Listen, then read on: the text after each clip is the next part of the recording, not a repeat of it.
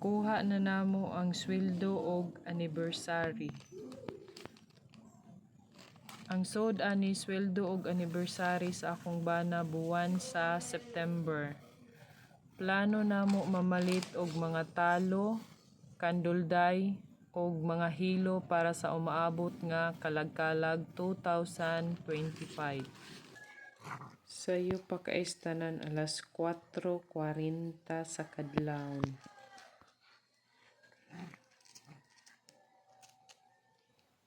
Ing arong orasa mugikan akong igsuon pa carbon kay mangumpra og buwak. Di man ko kalugar og adto sa Cebu, na malihog na lang kog papalit niya og kandila, hilo og kandulday.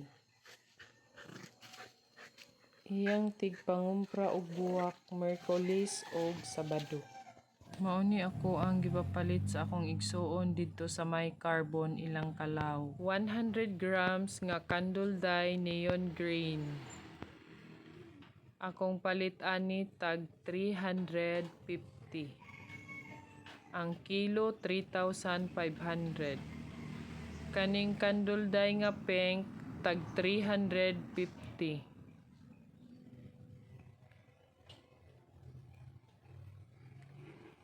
Kaning hilo tag 300 ang kilo. Kani siya 3-ply para ni siya sa ako ang tagpiso.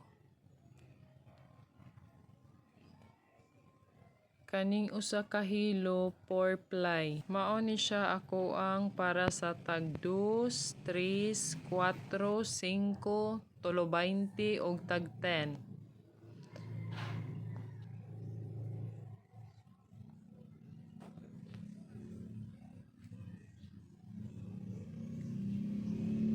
Nakapalit ko og 3 ka sako nga talo.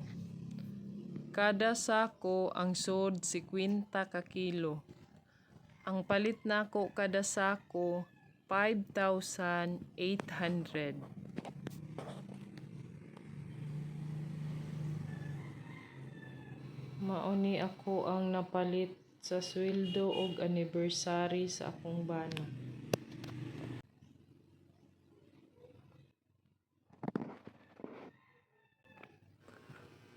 Mao ni siya overtime na kog trabaho buwan sa September ug October.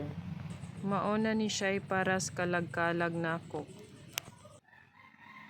Kung mamalit mo og talo mas nindot paliton katong kinarton katong 25 ka kilo ang sod ug kaning usa ka sako nga talo 50 ka kilo ang sod. Kay dako-dako mog ma-save.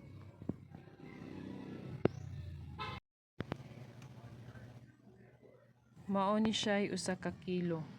Kung usa ka kilo ra gani imuhang paliton dito sa ilang kalaw, ang ilang hatag kada kilo 130. Kung usa ka karton 3,000, nahog siya tag 120 kada kilo. Ang nakanindot atong kinarton nga talo mahal siya tuod pero nindot siya kay lig-on bitaw kaayo. Usahay di na ko magbutang og PE wax.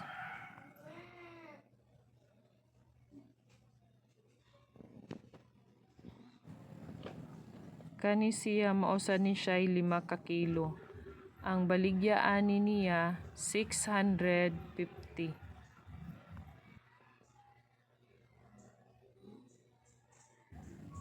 Kung ganahan sa kamo palit og usa ka sako, 50 ka kilo ang sod, ang ilang hatag 5,800. Nahog og tag 116 kada kilo.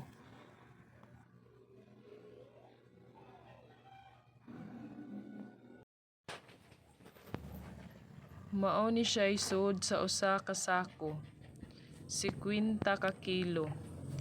Mao ni siya tag 5,800 ilahang hatag. Akong gipapalit sa akong igsuon katong sako nga naay puwa. Kay ang green bati kay tanan gabok kaayo nya. Naay usahay medyo yelohon bitaw siya, nitagam gyud ko. Wa na ko nagpapalit og balik. Mao ni siya isod sa duha ka sako nga talo. 100 ka kilo nga talo.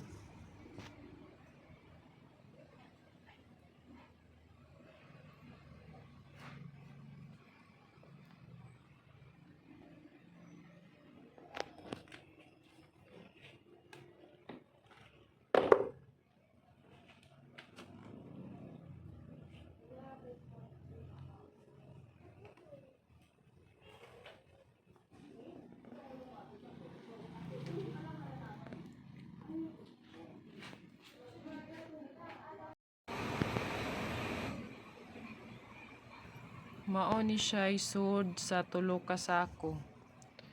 Bali 150 ka kilo na ni siya tanan. Paningkamutan nga tunga-tunga sa October mahuman na ninakog himo tanan. Sa mga candlestick maghimo ko sa usa ka semana katulo para dali ra siya mahurot. Bastag piso og dos pwede ra nako himuon siya og gabii.